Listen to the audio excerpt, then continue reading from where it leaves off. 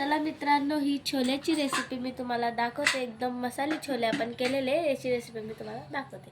मित्रांनो, आज आपण करणार आहे छोल्यांची भाजी, ती पण साध्या सोप्या पद्धतीने।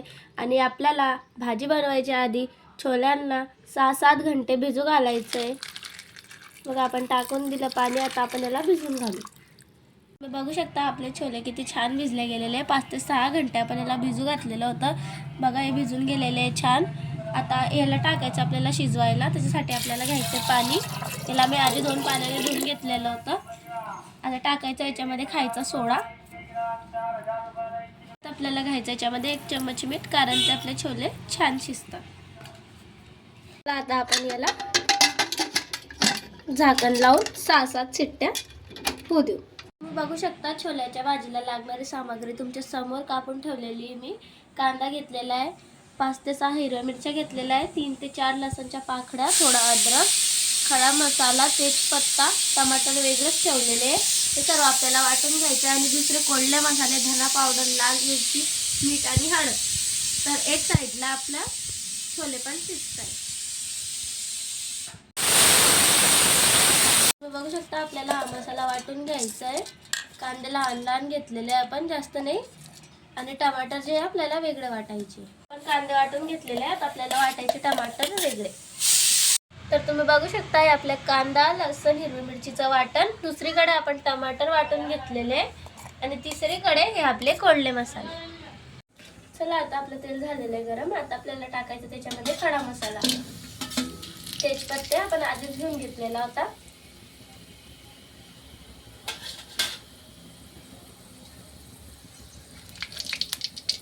आता आपल्याला टाकायचा आपला हा हिरवा मसाला।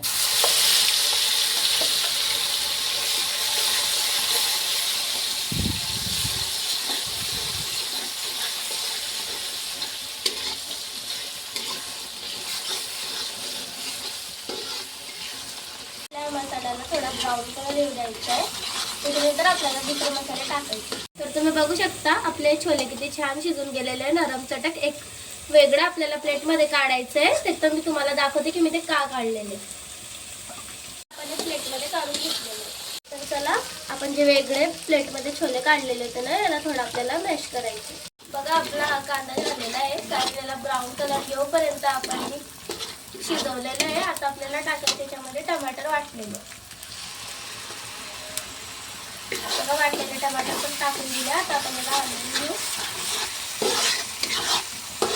टमाटरचं पाणी पण निघून गेलेलं आहे, छान आपला हा मसाला शिजून गेलेला आहे। आता आपल्याला टाकायचं त्याच्यावर कोरडे मसाले, जे आधी मी तुम्हाला दाखवून दिले, धना पावडर, लाल मिरची, मीठ आणि हळद।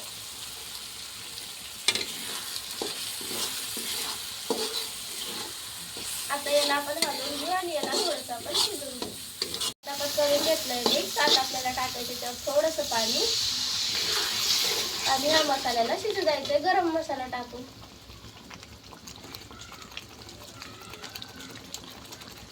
टाकून दिला आपण गरम मसाला। आता याला थोडा आपल्याला तेल द्यायचं,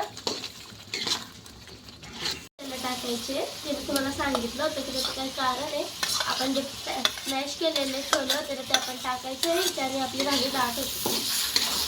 तर तुम्ही बघू शकता आपण जे मॅश केलेले छोले तिथे टाकून दिलेले होते, ते पण छान झालेले आहे मसाल्यात। आता आपल्याला टाकायचे शिजलेले छोले।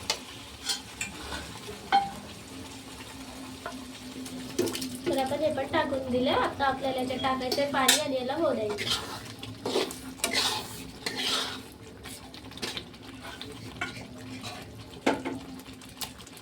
त्याच्यामध्ये टाकायचं आपल्याला पाणी।